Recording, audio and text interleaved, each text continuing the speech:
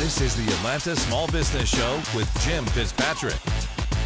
Hi, everyone. Thanks so much for joining us on today's show. We're so happy to have with us Dr. Shirley Davis, President and CEO of SDS Global Enterprises, Diversity and Inclusion Global Thought Leader and Certified Leadership Coach. Thanks so much for joining us on today's show, Doctor. Good morning. It's a pleasure to be here. Hello. Great. So let's kind of jump right in here. For our viewers who may not be familiar with the term unconscious bias, tell us what that is. Unconscious bias, first of all, is something we all have. It is a human trait. It's a part of our brain, but it's an unconscious opinion, could be positive or negative, and it's something that we might have about a group or a person or even a thing.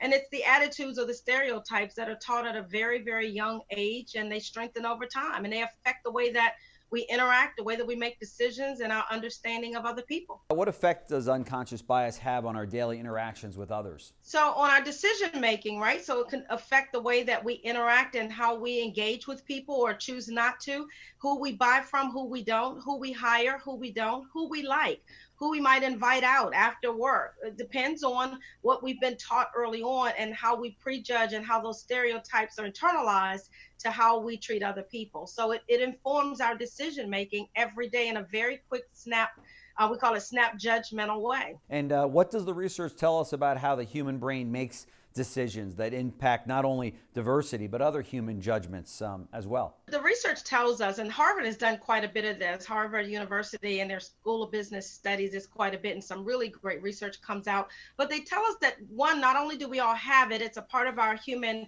makeup and the way that our brains function, because we are hardwired to prefer people who are like us, who sound like us, and who share a lot of our same interests. And when left unchecked, biases really have a negative impact on every interaction. And so think about, for example, if you're having to hire someone, you tend to like to hire people who look like you, who think like you, came from your same community or went to your same school or to your same university. Those are ways that it starts to impact. But what the research tells us as well is that unconsciously we're making these decisions, and that's what shows up every day, the way that we decide who gets hired, who gets fired, who gets paid more, who gets promoted, who gets better ratings, and how do we assess their performance and even some of the languaging that we use. So it can show up even in ways that we discriminate or ways that we prefer others. Knowing about it is one thing, being able to act on that knowledge. What do you recommend? How do we deal with this? So one is recognizing that, it's called unconscious bias, right? So the important thing is to move from being unconscious about it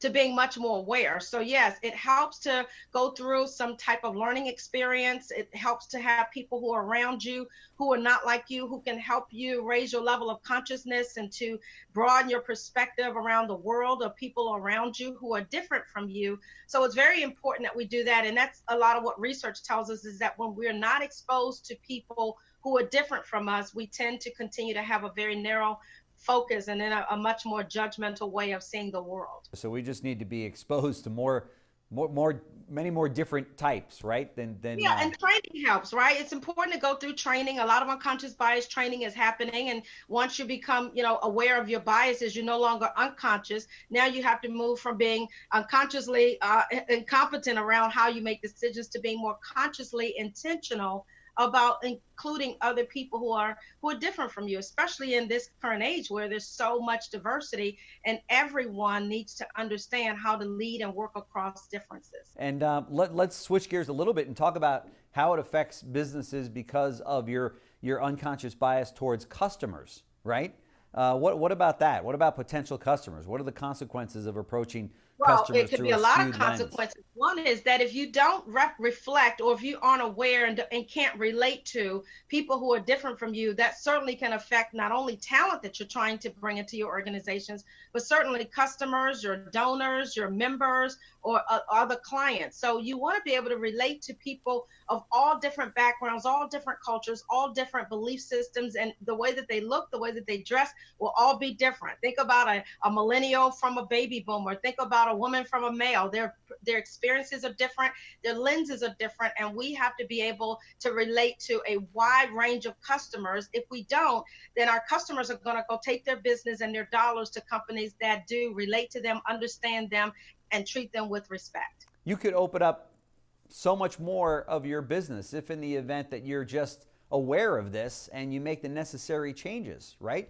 I mean, I'm sure people are watching us today saying, wow, I probably fall into that category of not giving it my all with certain customers just based on my bias for those individuals. Absolutely. Think about the companies even today who have had customers who have not been treated with respect or not even been included or not even considered someone who's worthy of their business, and they take their business elsewhere. That's a going out of business strategy not to be able to relate to and have the kind of workers who understand different needs, whether it's Latina, Hispanic, Asian American, African American, white, black, green, yellow.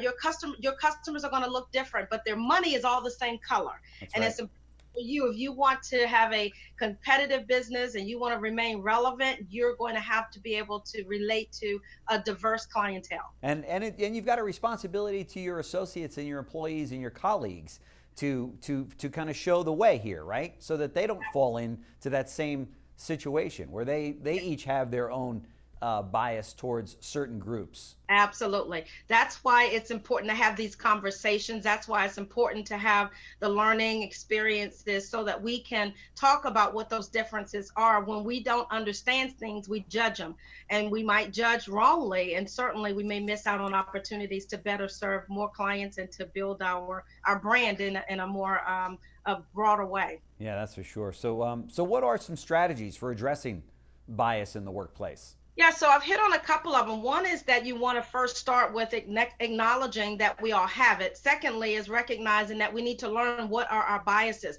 I recommend that people take the implicit association test. It's free. It's offered by Harvard University. You can Google it, iat.org. I'm not getting any kickbacks from it at all. It's a wonderful tool to identify what are your biases so you're aware of them, and it will show you how pervasive they are and the impacts of those. But also, I encourage people to broaden your circle of people, your people that you hang around with, the people that you hire, the people that you make decisions with. That's important. And then certainly I encourage you to not only be aware of your biases, but then be more intentional about having conversations with people who are different from you. Well, Dr. Shirley Davis, President and CEO of SDS Global Enterprises, and of course, you're a diversity and inclusion global thought leader and a certified leadership coach. I want to thank you so much for joining us on today's show. It's been very enlightening, and we're going to take you up on it. We're going to get all of our viewers to take that screening that you suggested.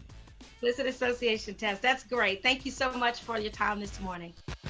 Thanks for watching Atlanta Small Business Show. ASBN is a part of the JBF Business Media family.